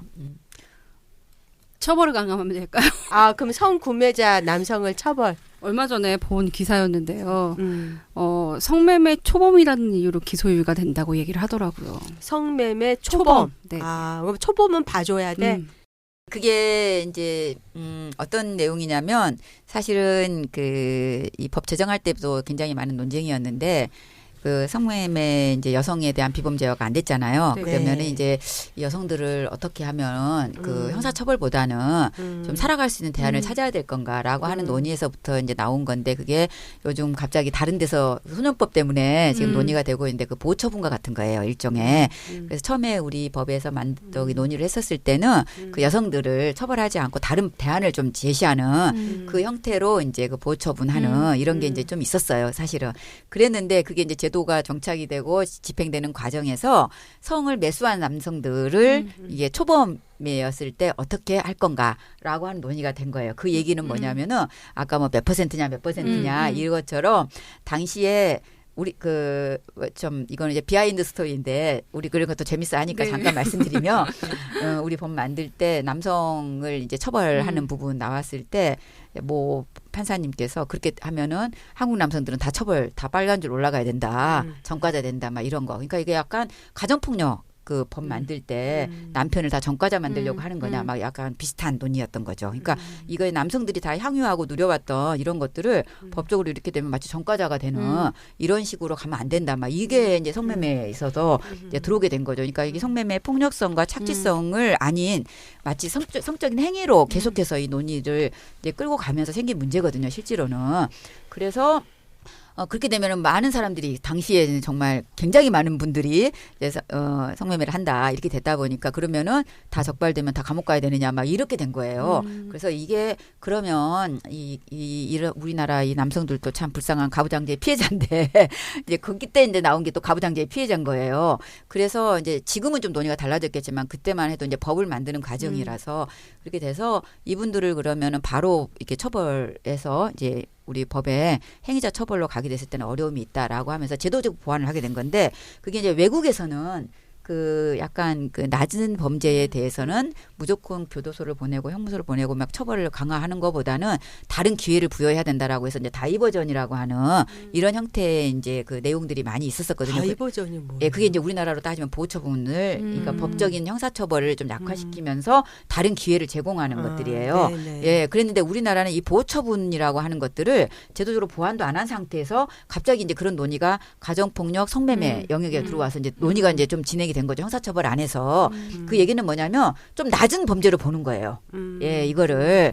그래서 이제 저희는 그때 당시는 그렇지 않다라고 아무리 얘기를 했지만 이제 사회적인 여러 가지 의식들이 부분이 많았어요. 그리고 남성들의 저항도 엄청 심했었고 그래서 가지고 온 그 일종의 프로젝트가 그 재범 방지라고 하는 성매수자들에 대해서 재범을 예방한다. 이게 뭐냐면은 한 번 처벌할 때 무조건 형량을 높이 하는 것보다는 이 사람이 다음에 이 범죄를 저지르지 않도록 하는 거. 이게 재범 예방이거든요. 네. 근데 형사법적으로는 이 재범 예방이 되게 중요해요. 지금 최근에 이게 소년범 논의할 때 이 재범률이 높다고 하면서 이 연령에 대해서 강화해야 된다 이런 얘기가 되고 있잖아요. 그래서 이 재범률이 되게 중요한 부분이거든요. 그랬을 때 이제 미국에서 이 스탑 프로젝트를 진행을 하면서 스탑 프로젝트. 예, 스탑. 그래서 거기에 성매수자들에 대해서 재범 방지 교육을 따로 시켰어요. 그랬더니 이 부분의 재범률이 되게 줄어들었어요. 0.002% 정도로. 그래서 이게 성과가 있다라고 하면서 2000년 초반에 이제 그게 저희가 미국에 가서 프로그램도 보고 오고 그랬거든요. 그래서 그때 당시에 8시간 이렇게 하는 거였었어요. 그래서 하루를 이렇게 날을 빼가지고 교육을 하는 거예요. 일종의 그것이었는데 근데 미국이나 이런 나라들은 그게 형사처벌하고 같이 들어있어요. 그게 그래서 벌금을 내요, 본인이. 벌금을 내고 교육을 받아야 되거든요. 근데 우리나라는 벌금과 이 형사처벌을 병가할 수 없게 돼 있더라고요. 그 보호처분 안에. 그래서 벌금을 안 내고 국가가 그냥 8시간 교육만 해주게 되니까 마치 면죄부를 두는 것처럼 돼버리는 거예요. 이게 약한 범죄에 대해서. 그래서 이제 이것 때문에 굉장히 많은 논란을 했었었고 또 법적으로도 보호처분만 있었지 재범 방지를 위해서 이걸 한다라고 안 되어 있었었거든요. 그러니까 법적으로도 그렇게 안 되어 있는 거를 이제 검찰에서 이제 이렇게 집행을 해 나가는 과정 때문에 저희하고도 많은 논쟁이 있었었고 이제 몇 년 전에 그걸 이제 16시간 이틀 교육으로 좀 바꿔서 가고 있는 건데 그게 바로 일종의 존스쿨이라고 하는 이름인데 재범 방지. 그 미국에서는 이제 잡히면 이 사람들은 우리나라는 무조건 경찰서 가면 민증 까야 해야 되잖아요. 그래서 주민등록번호부터 시작해서 이름, 주민등록번호 이렇게 가는데 거기는 주민번호가 없잖아요. 따로. 그러니까 이제 이름 뭐야 그러면은 막 뭐 여러 개의 줄을 또 넘나들기도 하니까 이름이 뭡니까 그러면 가장 많이 쓰는 이름이 존. 여성은 제인.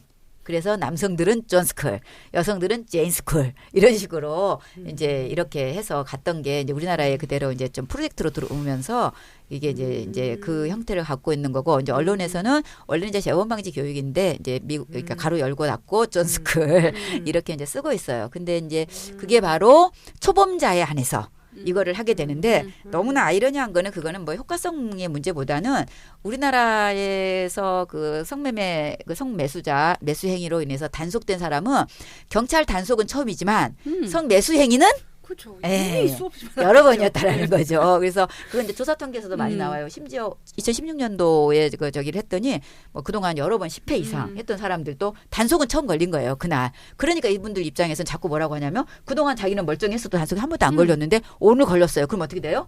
억울해요. 재수 없는 재수 없다 재수 없는 이렇게 거. 돼버리는 거예요 이게. 음. 그래서 이렇게 가서는 이게 음. 처벌의 이게 확실성도 보장이 안 되고 여러 가지 어려움이 있다. 그렇다고 해서 무조건 또 처벌만이 능사는 아니긴 한데 어떻게 가는 것이 정말 이게 좀 제대로 갈 수 있을 것인가에 대한 논란은 굉장히 많이 있어요. 근데 이제 저는 정말 처벌의 실효성과 확실성을 보장하는 부분으로 가야지 자꾸 면죄부를 주고 괜찮아로 얘기하는 거는 계속적으로 이제 자기 합리성을 그 안에 담보하고 있기 때문에 어려움이 많다라고 생각을 하는 사람이에요. 예. 저는 이 대목에서 정말 궁금합니다. 처벌의 실효성과 확실성이라고 하면은 정말 좀 처벌을 강력하게 해서 이게 범죄다라고 하는 사회적 합의를 이끌어내자라는 건데 어떻게 생각하세요? 만약에 그 처벌이 된다고 하면 확실하게 뭐 단속도 뭐 더 엄격 강화되고 뭐 이렇게 하면 좀 위축될 수는 있겠죠. 이제 그런 부분은 있겠지만 저는 이제 뭐 그런 걸 반대한다는 게 아니라 제 스스로를 좀 비춰봤을 때 저도 이제 20대 때 노래방을 가고 한 두세 차례 정도 있었는데 그런 것들이 그 당시에는 제가 그게 성매매라는 거를 인식하지도 못했고 그게 그냥 범죄야? 문화처럼. 네, 그렇게 생각하지 못했거든요. 근데 그게 이제 성매매라는 걸 알고 더 이상 그런 뭐 자리가 있거나 그런 자리 자체를 이제 만들려고 하지 않는데 그런 자리를 만들려 하지 않거나 이런 제 스스로가 하는 그런 노력이라고 해야 될까요? 그런 것들은 제가 알게 되면서 사실은 바뀐 부분이거든요. 그러니까 저는 뭐 단칼에 이걸 없애거나 그런 방법 얘기를 하기보다는 우선은 제 경험에 비춰봤을 때 말씀을 드리고 싶은 거는 남성들이 그런 부분들을 저는 알아야 된다고 생각을 해요. 그러니까 그게 스스로가 아는 것도 중요하지만 이 사회 문화가 진짜 이 성매매라는 산업 구조가 뭐 진짜 구체적으로 알 수는 업자들이 어떻게 여성들에게 좀 착취를 하고 하는 그런 구조들이라든지 이런 것들과 또 여성들 성매매 여성들의 그런 하나하나의 그런 개별 사연을 직접 뭐 한 분 한 분 만나서 듣자는 게 아니라 아까 말씀드렸던 그런 뭉치와 같은 성매매 여성들의 그런 토크 콘서트 이러한 것들이 저는 좀 더 남성들의 귀에 많이 들어가야 되지 않을까. 이제 그런 것들이 들어가고 또 한편으로 저희는 사실 인터넷에 뭐 이런 토론이 잘 되지는 않지만 그럼에도 불구하고 이 성매매 문제에 대해서 좀 진지하게 한번 좀 남성들끼리 한번 또 저희 남성 모임처럼 한번 모여서 얘기하고 하면서 좀 이해를 할 필요가 있다라는 생각이 들거든요. 그렇게 하게 되면 저 스스로가 우선은 이러한 그런 노래방 문화라든지 접대 문화 혹은 성매매 직결지 이러고 뭐 성매매 그 직결지에서 이런 화재 사건 이런 것들이 예전에는 그냥 단순하게 스쳐가는 뭐 뉴스나 이런 이슈에 불과했지만 지금은 이제 그 문제가 결코 그냥 스쳐 지나가는 문제가 아니게 되는 것들 그런 것도 저는 한편 필요하고 우선은 그런 면에서 이 사회 문화가 성매매에 대해서 좀 이게 뭐 합법이냐 비합법이냐 이렇게 뭐 OX의 문제 논란으로만 계속 가져갈 게 아니라 이런 구체적인 그 성매매 여성들의 삶이라든지 이 업주들의 이런 권력 관계 이런 것들이 좀 제대로 좀 이야기가 되고 해야 되지 않을까 이렇게 생각합니다. 그게 꼭 그 남성들만은 아닌 것 같아요. 여성들도 그렇죠. 정말 일자리 찾기가 너무 어려워 이제 이런 얘기 많이 하는데 그러면서 어떠한 그 함정들이 있는지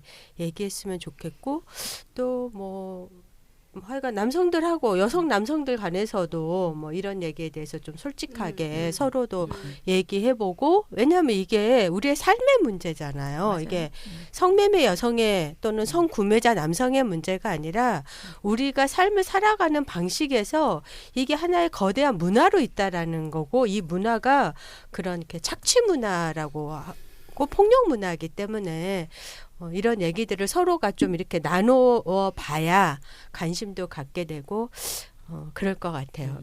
그래서 이제 다른 외국 같은 경우도 이제 우리가 이 남성 그 모임들 이런 걸 많이 했었을 때, 그러니까 제가 그러니까 처벌의 능사는 아니지만 처벌의 확실성은 있어야 되거든요. 이게 뭐 문제가 있어서 그러니까 모든 걸 처벌 형량을 높인다 뭐 이런 거보다는 실제로 이게 어떤 문제를 일으키고 있기 때문에 이게 된다라고 하는 이제 그 확실성들은 이제 보장이 돼야 되는데 사실은 이게 가족 간의 문제 그리고 남성 섹슈얼리티의 문제, 여성의 문제 여러 가지가 이제 복합적으로 그 안에 작동되다 보니까 이제 그 스웨덴이라든지 이런 그 노르딕 모델을 채택하고 있는 국가들에서도 여성에 대해서 굉장히 이제 이렇게 뭐 보호하고 권리 보장이라든지 이런 것도 있지만 사실은 이 여성의 조건이 해결되지 않으면 다시 성매매 그 들어갈 수밖에 없게 되는 요건이 있고 또 외국 같은 경우는 이제 길거리라든지 이런 데서 계시는 여성들 같은 경우는 약물과 관련되는 부분이 굉장히 많아요. 실제로. 근데 예전에는 우리나라는 또 뭐 마약 청정 국가라고 했는데 실제로 아까 말씀드렸다시피 이렇게 성형 중독이나 이런 것들도 되게 어려운 부분이 많이 있거든요.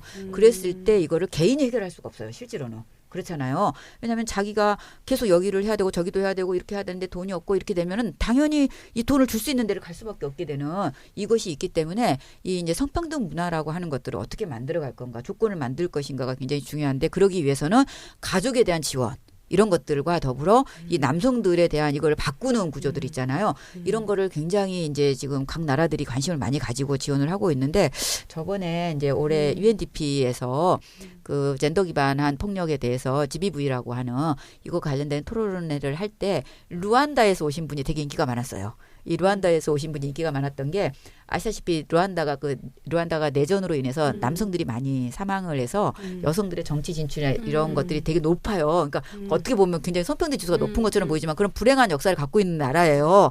그래서 이 여성들이 굉장히 많은 그 정치 진출도 하고 이렇게 성평등이 가는데도 불구하고 그 관행과 문화가 계속 있잖아요. 그런데 여기에서 남성들이 자기네들 지역 안에서 어떻게 이거를 젠더에 기반한 폭력을 이렇게 없애기 위해서 어떤 일을 할 건가라고 하는 모임들을 해나가는데 거기 남성 모임이 굉장히 잘 되고 있더라고요. 그래서 우리가 그때 다른 나라에서 오신 분들도 그렇고 특히 우리 한국에서 참여하신 많은 분들이 막 눈을 반짝반짝하면서 루안다 사례를 굉장히 많이 칭찬을 했었어요. 그러니까 바로 뭐냐면은 지역사회 안에서 계시는 남성들이 자기네들의 내용을 드러내고 우리는 어떠한 것들을 갖고 있고 우리 사회에서 이것들 들어가기 위해서 그러니까 단순히 여성과 애는 보호해 이게 아니라는 거죠. 이랬을 때 그 관행적으로 있는 젠더에 기반한 그 폭력들을 어떻게 없애나가기 위해서 우리가 할 일이 뭔가 이거를 스스로 만들고 있는 모임들을 하고 계시더라고요. 그래서 제가 되게 부러워했고 거기 안에 특히 이제 가족들에 대한 지원들이 되게 많이 돼야 되는 이유가 뭐냐면 우리 여성들한테 물어보면은 어떻게 오게 됐어요? 그러면 뭐 대학 등록금 이거는 뭐 그냥 하는 얘기인 거고요. 실제로는 보면은 어느 날 보면은 그만두려고 했는데 갑자기 아버지가 아파가지고 암에 걸렸는데 이 돈을 갑자기 둘 수 있는 사람이 누구밖에 없어요? 업주밖에 없는 거예요. 그럼 그 업주는 되게 고마운 사람이 돼버리잖아요. 예를 들면 그래서 그리고 나오려고 하더라도 이 돌아갈 수 있는 가족이 없고 오히려 가족을 부양해야 되는 여러 가지 이유가 있게 되는 거예요. 그래서 이제 이 가족에 대한 지원 그리고 가족이 함께 이 문제를 어떻게 해결할 수 있도록 지원할 건가 이런 것들도 전체적으로 같이 고민이 되어지고 그런 모임들도 지금 많이 만들어지고 있는 그런 상황으로 되어 있어요. 네, 이제 저희가 마무리할 시간이 되었는데 말씀을 듣다 벌써 그렇게 보니까 됐어요? 네.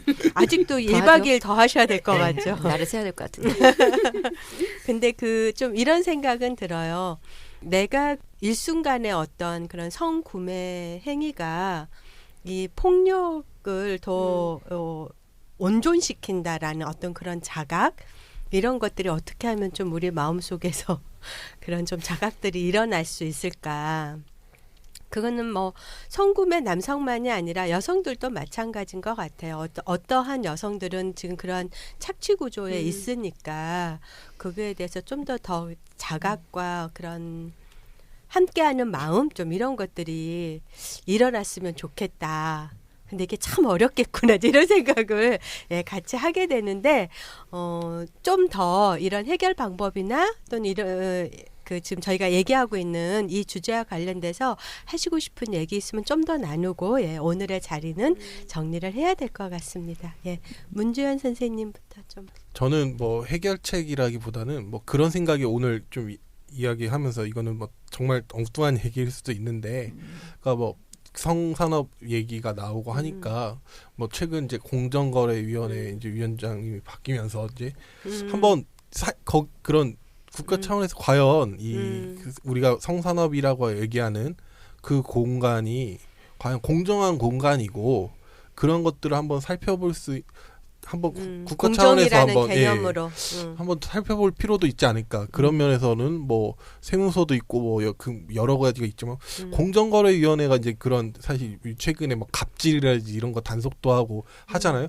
그런 것처럼 과연 그러면 일단은 뭐 그 성산화하면 크니까 한번 유흥업소부터 한번 살펴보는 것도 어떨까. 막 그런 생각도 한편으로 들고 네.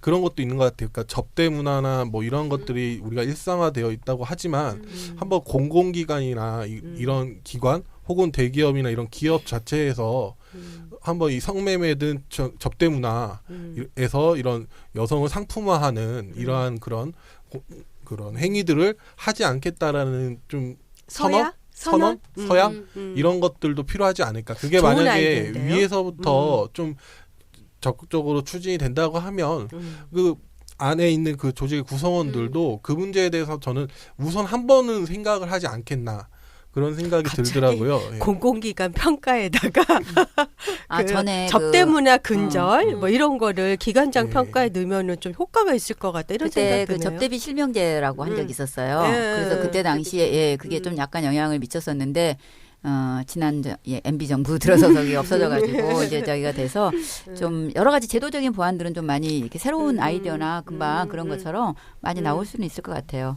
예. 네. 예, 저는 근데 이제 그런 어떤 그 문화적인 관행이나 이런 것도 여러 가지가 있고 저는 이제 좀 최근 들어서 이제 전 세계적으로 이제 많은 이 성매매와 성산업과 관련되는 논쟁도 있지만 좀 새로운 여러 가지 또 모델들도 많이 생기고 있어요. 근데 우리 한국이 뭐 어느 국제사회의 어떤 모델에 딱 맞는다 이런 건 아니고 저는 그래서 우리 한국형 모델이다 맨날 주장을 하는데 이제 사실은 이제 노르딕 모델이라고 이제 많이 들어는 보셨을지 모르겠어요. 그러니까 노르딕 국가들이 뭐냐면은 아까 제가 앞에 말씀드렸던 이제 스웨덴에서부터 비롯되어져서 스웨덴이 이제 성매수자만 처벌하는 이제 이런 내용들을 만들었고 그 여성들에 대해서는 이제 다른 여러 가지 혜택을 주게 되는 이런 과정으로 간 게 이제 그 스웨덴의 모델 그 법적 제도였거든요.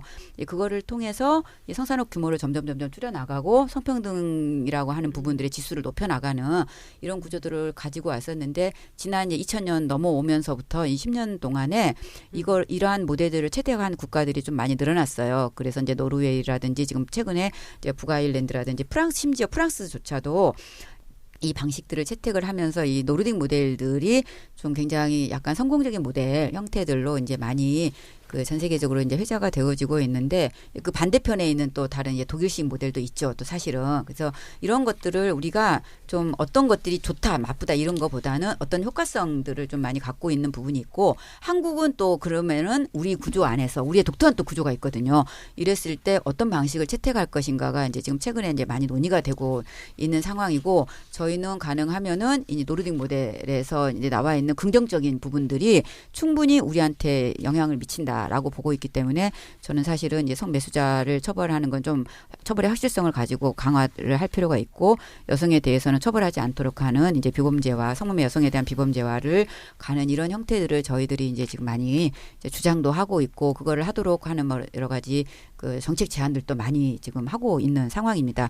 그리고 이제 그런 것들이 지금 이제 9월 달이 되면은 이제 많은 활동들이 지금 벌어지고 있는데 네, 아까 이제 이런 과정 안에서 그거를 이제 현장에서는 여성들에 대한 구조 지원도 많이 하고 여러 가지 또 하고 있지만은 이제 저희가 또 9월 달에는 또 전국적으로 또 많은 활동들을 하고 있어요. 그래서 제가 이번에 9월 달에 하는 행사 조금 하나 소개 좀 해드릴까요? 네. 저희가 지역별로도 굉장히 많이 하고 있고 앞부분에 처음 시작할 때 이제 성매 방지 추방 주간이라고 하시면서 이제 뭐 여러 가지 이제 그 지혜 선생님이 말씀해 주셨는데 저희 정군연대도 그렇고 이제 많은 현장 단체들이 지역별로 전시회도 열고 캠페인도 하고 많이 하고 있어요. 특히 서울에서는 저희가 이제 또 그 대표적인 성매매 업소 직결 지역이라고 이제 표현되어지고 있는 미아리 들어보셨죠? 네. 네. 미아리 주민들은 싫어하세요. 하월곡동 88번지 이제 이렇게 됐는데 저희가 거기에 들어가서 이제 정말로 여성주의적 관점에서 성매매를 다시 보는 이런 그리고 현장을 다시 보는 이런 의미로 해서 그 미아리에 대한 그 기획 전시를 했어요. 그래서 다시 보다라는 전시회를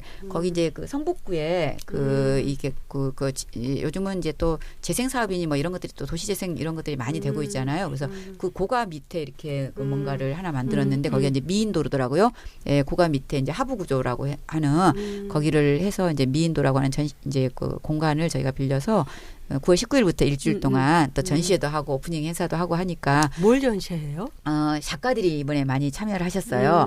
그래서 거기에 이제 사진 작가 분들은 그 예전부터 찍어 오셨던 분들하고 그러니까 역사적인 과정을 좀 보여줘요. 그래서 예전부터 지역에서 여러 개의 사진을 찍으시다가 이제 새로운 관점으로 또 보시는 최근의 변화들 이거를 하시는 사진 작가분이 계시고요. 또 어떤 분은 영상으로 해서 이제 이것과 관련돼서 업소라든지 지역의 문제, 공간의 문제, 역사의 문제를 또 영상으로 또 만드신 분이 계시고 또 어떤 작가분은 텍스트를 갖다가 이제 이렇게 쭉 전시하시면서 하는데 이제 좀 의미가 있는 거는 이분들이 그냥 작가적인 상상력으로 하신 게 아니라 예, 그게 아니라 저희랑 워크숍도 하고 직접 그 업소 안에 들어가시기도 하고 저희가 이제 매주 또 그다음에 한 달에 한 번 이렇게 여성들하고 직접 만나는 아우리치라고 하는 걸 하거든요. 거기에 직접 참여하시기도 하고 그러시면서 자신들이 옛날에 생각했던 이런 거를 좀 깨시면서 저희랑 같이 하는 공동 작업의 형태로 이번에 이제 작품을 만들었어요. 굉장히 의미가 있습니다. 예, 그래서 좀 이제 이제 뭐 여러 작가분들이 좀 뜻을 모아주셔서 같이 했고 또 하나는 그 미아리를 경험하셨던 여성들 지금 보다는 예전에 경험하셨고 지금 다른 데 가서 하고 계시는 이 분들을 저희가 또 모아서 본인이 글을 쓰신 분도 있고 저희가 또 인터뷰를 해서 이렇게 했던 그 내용들이 그 미아리 경험, 기억 이런 이 제목을 가진 책자도 나와요. 예. 그래서 이런 것들을 같이 이렇게 하는 행사들도 있고 그다음에 이제 나머지는 또 우리 지역에 수많은 그 전시나 행사가 있고 또 민들레 순례단도 있고 이렇게 이제 정말 많은 활동들이 아마 이번 주부터 시작해서 이제 계속해서 한 달 내내 이제 좀 펼쳐지지 않을까 싶어요. 그래서 조금 관심 가져주시면 주변에서 많이 참여도 하실 수 있고 또 좀 이렇게 새로운 내용들을 많이 보실 수 있지 않을까 싶어요. 네. 감사합니다. 예. 우리 지혜 처장님은 좀 이 번외편을 기획하게 되면서 오늘까지 좀 걱정도 많이 하셨는데 또 어떠셨는지. 예. 얼굴이 점점 어두워지고 있어요. 막 정규 편성을 하려고 하시니까 이제. 여성들도 약자라고 얘기하는데 더 약자인 분들이 계시다는 것들은 항상 좀 우리도 알고 어떻게 하면 연대할 수 있는지도 좀 고민하는 계기가 이 방송이 되었으면 좋겠다는 생각이 좀 들었습니다. 네. 9월 19일을 좀 기억을 해주셨으면 좋겠다 그런 생각이 들고 아까 그 전시의 제목이 다시 보다 했는데 우리가 처음에 성매매에 대해서 우리가 알고 있는 것들 알지 못하고 있는 것들인데 성매매에 대해서 좀 다시 보고 다시 생각하는 그런 데 기여한 팟캐스트였으면 좋겠다라는 인사로 오늘의 얘기를 마치도록 하겠습니다. 수고하셨습니다. 네, 감사합니다. 감사합니다. 네. 팟캐스트 을들의 당나귀 귀 시즌 3는 한국여성노동자회에서 제작합니다.